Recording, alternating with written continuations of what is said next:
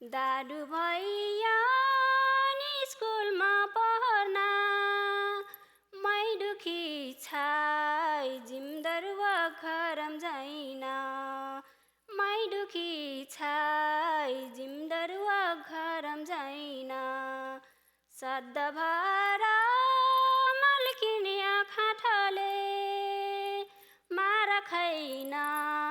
कसिन मरी जीवन मार खैन कसिन मरी जीवन स्वार्थी बाटो